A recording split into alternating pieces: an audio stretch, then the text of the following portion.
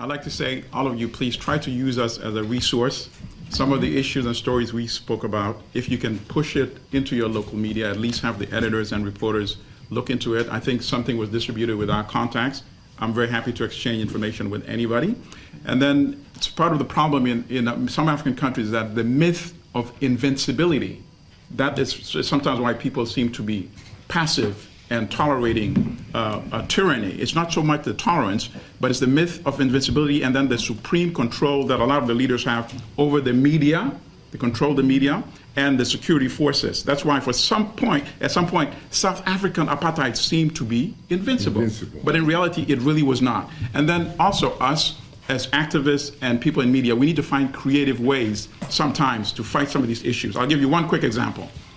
The whole LGBT issue is a big problem in Uganda, and obviously the president is using that to demonize that community because it knows the society is conservative and that will win him votes in the 2016 elections. He did the same thing in the 2011 election. Now, Uganda's Minister of Foreign Affairs recently became the president of the UN General Assembly. But when that was announced that he was going to become that, we wrote about the fact that how could you allow somebody who represents a government that targets a certain sexual minority community to become president of the UN General Assembly? It's the opposite, it's the antithesis of what the UN is supposed to represent.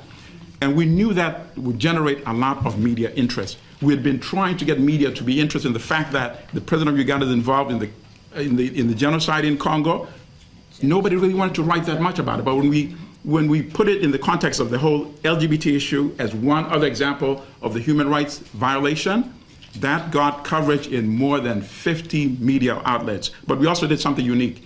We linked it to a change.org campaign, and we got 15,000 signatures, people opposing Sam Kutesa becoming president of the UN General Assembly. He did become confirmed as the president of the General Assembly because that's how the politics works. But in the process, for the first time, the media started covering corruption in Uganda, militarism, Uganda's involvement in the Congo. All that was covered because we found a creative way to align it with something we knew for a fact would get coverage. So that's just another example of sometimes we just have to think outside the box. Thank you, sisters and brothers. Thank you.